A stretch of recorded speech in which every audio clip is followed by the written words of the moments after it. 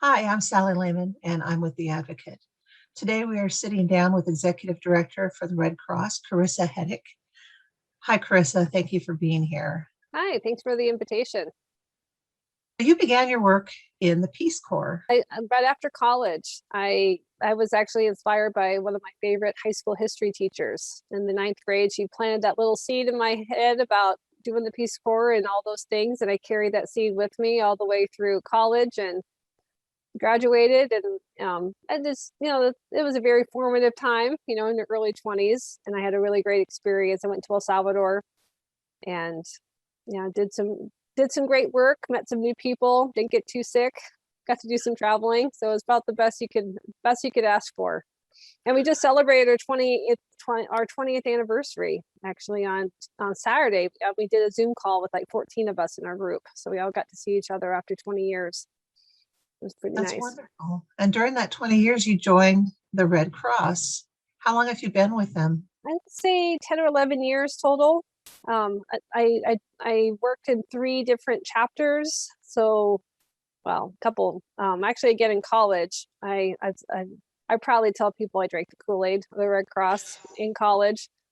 I had a really great director that I worked with, and I wanted, again, formative years. And I said, I want to be just like her.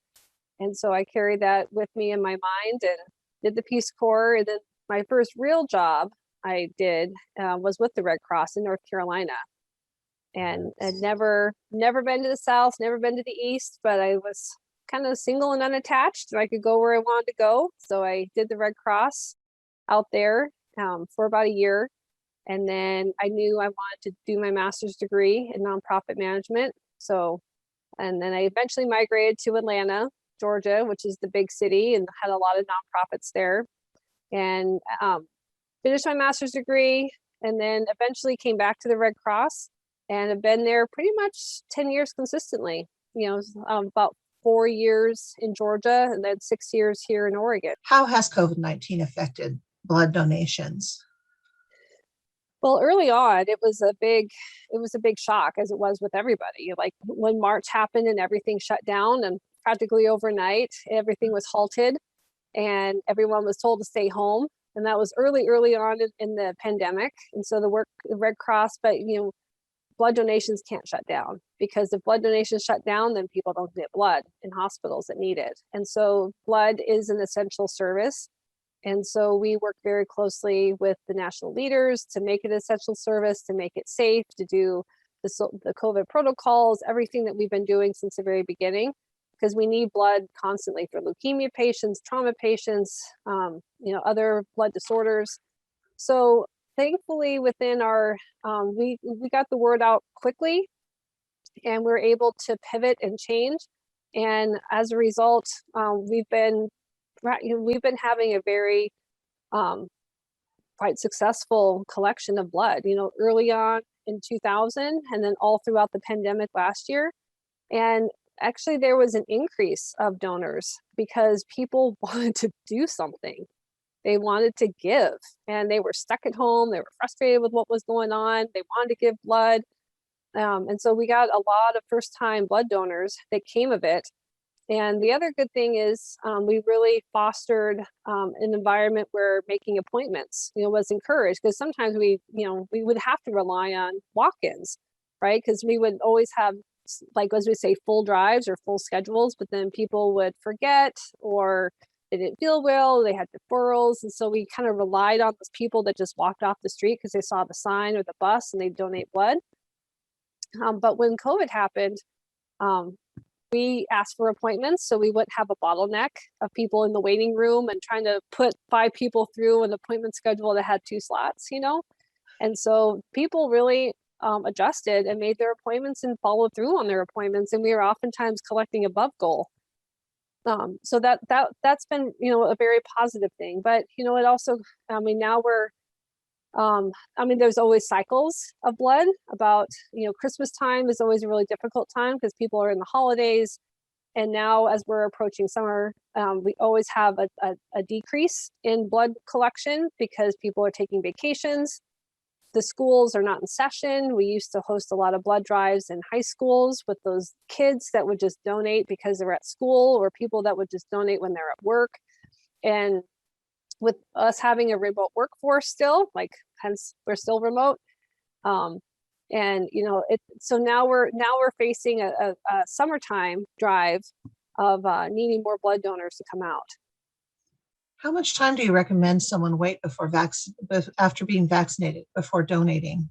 Really, there's not really a wait time. You just have to, when you go to present, one of the questions. So the FDA is the one that regulates all the blood, like whether it's a Red Cross or whether it's another blood collection group. It's the FDA sets the questions that all groups have to abide by.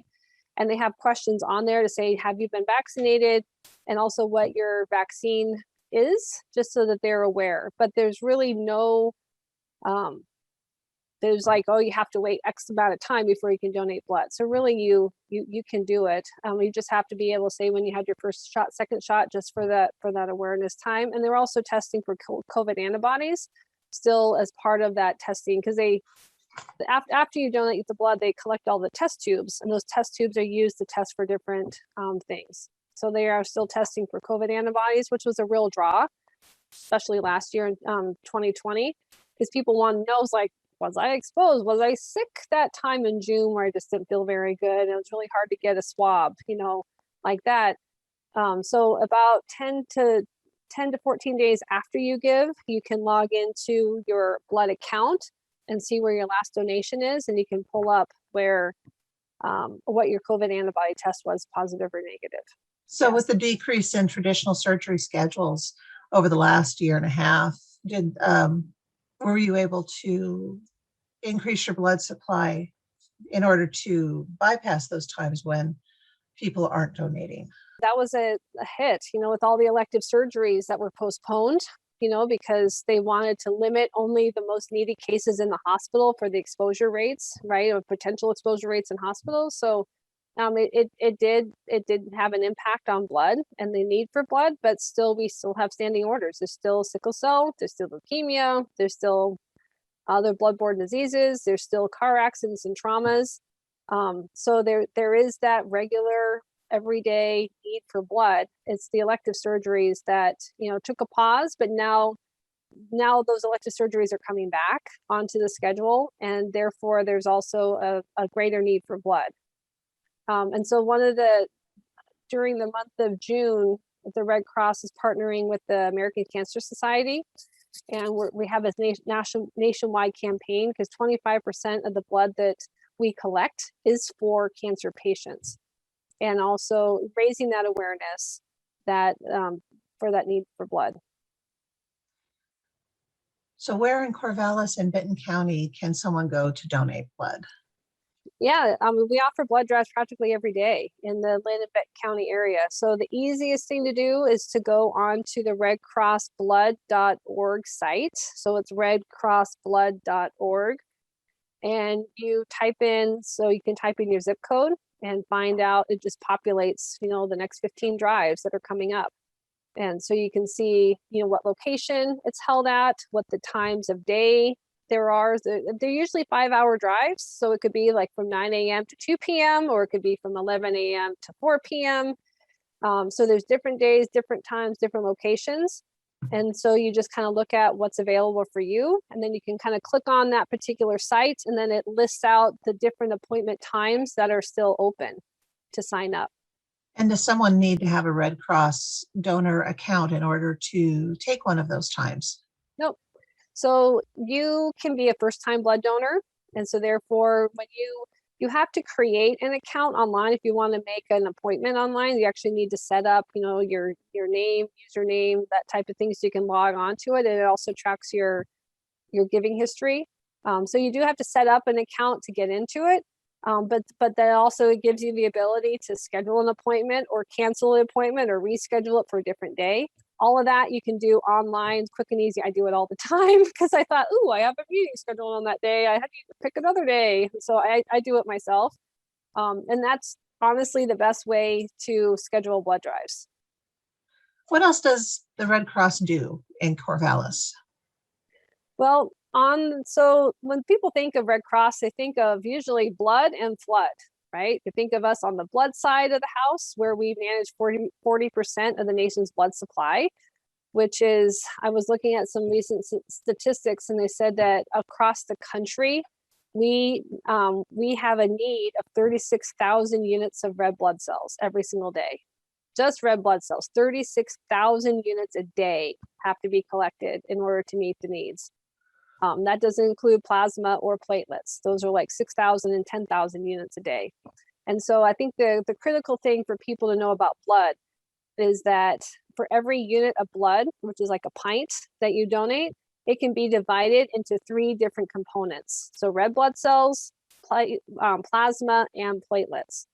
So the red blood cells, like typical blood donation that you think of, those are actually good and on the shelf for 42 days. It has a shelf life for 42 days. It's not on the shelf for 42 days because it gets used a lot quicker than that. Platelets has a shelf life of only 5 days. So it takes about 3 days, 2 to 3 days to test it. And then you have 2 days to get it into somebody. So, and platelets is a very special blood where it constantly has to be in motion. So it's kind of on like rockers to kind of keep it from, you know, Coagulating. Exactly. Good job. You know your blood, right? Yeah. So those are some things. So when it comes to blood donation, you can donate every 56 days. And so people think, it's like, oh, I donate once a year. But you can actually donate, if you time it right, 6 times a year. And so what we really want is our call to action is to have regular blood donors. So someone who could donate twice a year can move to 4 times a year and just kind of make it a pattern. I mean, I personally just reached my 3rd gallon mark. I donated blood last week, and I got my 3rd gallon, about 24 units of blood. So, and the other thing with blood to consider is that out of 100 people, 33% of people are eligible to give blood, which means they don't have travel deferrals. Like if they travel to certain countries, you have to be on the deferral list for a year. Medication, iron levels, age, weight, all those deferrals. So 33 out of 100 people are able to give blood, but 3% actually give blood. So that means 3% of our blood, like our nation's blood supply is running on 3% of our population. So if we can give more on a regular basis, a lot of times people want to give after a major event, like after, a tragic event where they want to help and support people. The blood that's used to help those people came 3 to 4 days earlier and not afterwards. And so if we just had a regular blood supply, we would have a flowing blood chain. And the other really important thing is having a diverse blood supply, because within blood, there's about 160 antigens, which is the little markers that for cancer patients, you have to have a pretty accurate match for antigens, especially if you have leukemia. And some people have very, very rare. It's not just like, oh, I'm A positive, O negative, AB. It's not that. It's the antigens within the blood. So the more diverse blood supply we have, the better opportunity we have to match patients to their unit of blood. So is there a way to go out and find out people's blood types and antigens that would assist you in contacting people down the road to say, hey, we need more of your blood? So every time you give blood, like whether you're a first-time blood donor, you're going to be sent a donor ID card. So I personally am A positive. So on my donor ID card, it says I'm A positive, and that's what I know I am. I don't know what my antigens are because that's like a hospital laboratory thing. But they test it for antigens. So in hospitals, they when they want to kind of pair up, especially for sickle cell, and which is predominantly, African American, is actually the largest hereditary blood disorder is sickle cell. It's about 100,000 people are affected by sickle cell. It's really tragic nationwide. And so they want to find, the best matches, because sickle cell patients can have transfusions every 4 to 6 weeks. And they need to have that diverse blood supply to support it. And that's one of the reasons why Red Cross started last year was a major turning point for us in regards to blood supply, because everyone was told to stay home, don't go anywhere, do all that. We had a major decrease of African Americans that came to donate blood, and to the point where, you know, people were, and also this, they were also disproportionately health affected, right? So they were not leaving their house. They could have been blood donors. And so what we ended up doing on a nationwide scale is we have what's called Close the Sickle Cell Gap, which is a program we started last fall, and that we're really launching, and we're doing a lot more work here within the Cascade region, which is all of Oregon, Southwest Washington. So our hope and focus, and we also reached out to the NAACP in Lynn and Benton County, and they hosted a blood drive for us in November last year as a response to the awareness, as well as our efforts to have more African Americans donate blood. So a sickle cell patient would need blood that came from a person who is African heritage. Predominantly, So, yes. Yeah, okay. predominantly, yeah. It's the closest matches. Also, Asians and Latinos are also affected by sickle cell, but not at the rates. It's like 95% or 93% African American, and, you know, a much smaller percentage for Latino and Asian, but they can still be affected. Caucasians and can't, you know, the antigens, because it's all hereditary. And so we don't have the antigens that have that perfect match. Well, thank you very much for your time. And all of our readers and viewers out there, I encourage you to go find a blood bank, go to the Red Cross, and donate.